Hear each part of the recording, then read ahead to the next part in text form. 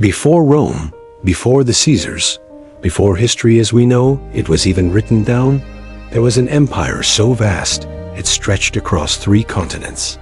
An empire that commanded half of the known world, with riches beyond imagination and armies that made kings tremble. Yet its story was buried by its conquerors, its name whispered only in ruins, its legacy almost lost to the desert sands.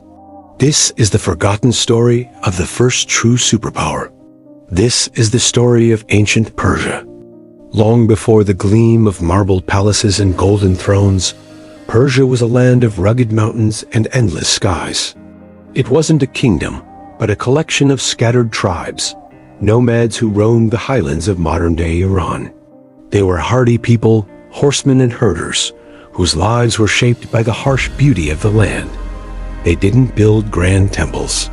They worshipped at fire altars, seeing the flame as a symbol of purity and truth. They followed the sun and the stars, believing the universe was locked in an eternal struggle between light and darkness, between truth and the lie. Their world was simple, yet profound. And from these humble mountain clans, a leader would emerge, a king destined to unite them and change the course of human history forever. The great Median Empire ruled the land, and its king, Astyages, was troubled. A dark prophecy had reached his ears, a chilling warning whispered by his court magi. His own grandson would one day rise up and steal his throne.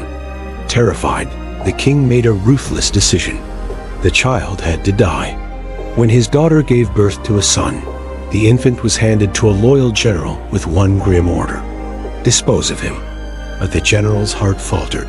He couldn't bring himself to kill the boy. Instead, the baby was secretly given to a humble shepherd and his wife, who raised him as their own, deep in the mountains, far from the paranoia of the palace. They named him Cyrus. The world believed the prince was dead, but fate had other plans. The boy, meant to die in obscurity, would not return as a servant or a forgotten prince. He would return as a conqueror. As Cyrus grew into a man, his noble bearing and natural leadership could not be hidden. The truth of his birth was revealed, and the old king, realizing the prophecy was still in motion, was filled with dread. It was too late. Cyrus, now the leader of the Persian tribes, rose against his grandfather. The Median army, tired of their cruel king, defected to Cyrus's side. The first domino had fallen. With the Medes under his command, Cyrus turned his gaze west to the fabulously wealthy kingdom of Lydia and its king Croesus. Lydia fell. Then he marched on the greatest prize of all, Babylon, the richest, most fortified city on earth. Its walls were thought to be impenetrable, but Cyrus didn't need to break them. The people of Babylon, oppressed by their own king, opened the gates to him without a fight. He entered not as a destroyer, but as a liberator. He freed the enslaved peoples, including the Jews, allowing them to return to their homeland. He respected their gods and restored their temples. For the first time in history, an empire was being built not on terror and destruction, but on mercy and law. The world had never seen anything like it. The Persian Empire became a blueprint for civilization. Cyrus and his successors created the Royal Road, a highway system stretching over 1,600 miles, connecting the far corners of their vast domain. With it came the world's first true postal service, a relay of horsemen who could carry a message from one end of the empire to the other in a little over a week, a speed unmatched until the 19th century. To govern this sprawling, diverse realm, they established a system of provinces, each run by a local governor or satrap. But unlike previous empires, they didn't force their culture on conquered peoples. Instead, they created a universal system of laws that applied to everyone, while allowing communities to keep their own religions, their own languages, and even their own local kings, as long as they paid their taxes and remained loyal. It was the world's first truly global, multicultural civilization, a superpower held together by tolerance and infrastructure. But as the empire expanded, it came to the edge of its known world, and across the Aegean Sea, it met a new kind of rival, the small, fiercely independent city-states of Greece. When Greek cities in Persian territory rebelled, Athens sent ships to aid them. For the Persian king Darius, this was an act of war. The giant had been challenged. He amassed an army, the likes of which the world had never seen, and sent it west. A massive fleet was destroyed by a sudden storm. A second invasion force landed at a beach called Marathon, only to be miraculously defeated by a smaller Athenian army. A decade later, Darius' son, Xerxes, launched an even greater invasion. His forces were so numerous, it was said they drank rivers dry. At a narrow pass called Thermopylae, a tiny force of 300 Spartans made a legendary stand, delaying the entire Persian army. At sea, in the Straits of Salamis, the Greek navy outmaneuvered and crippled the Persian fleet. Persia had been wounded, its aura of invincibility shaken, but it was far from defeated. For decades, an uneasy peace settled between Persia and Greece. The giant licked its wounds, embroiled in internal politics and court intrigue. But from the north, from the rugged mountains of Macedonia, a storm was gathering.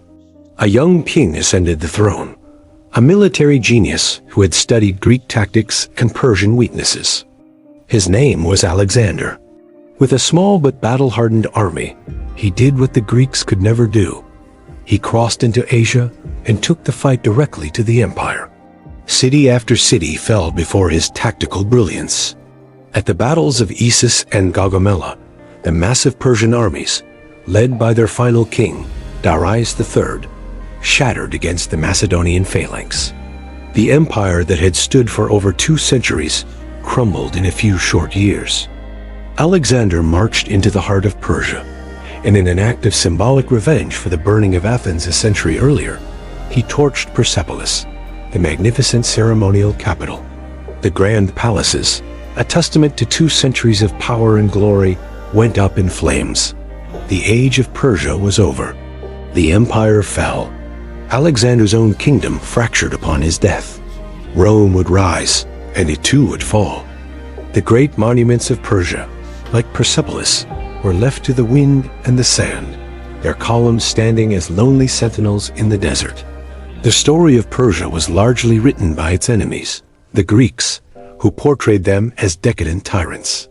The empire itself fell into a long silence, but its ideas did not die in the ashes of its cities. The concept of a state built on human rights, the revolutionary idea of religious tolerance, the efficiency of a federal system of government, the very notion of international law, connecting diverse peoples under a common standard. These were Persian innovations. They were the seeds planted by Cyrus the Great, and they took root. Every modern nation that values diversity, every government that builds roads to connect its people, every constitution that protects the rights of its citizens, is following a blueprint drawn up 2,500 years ago.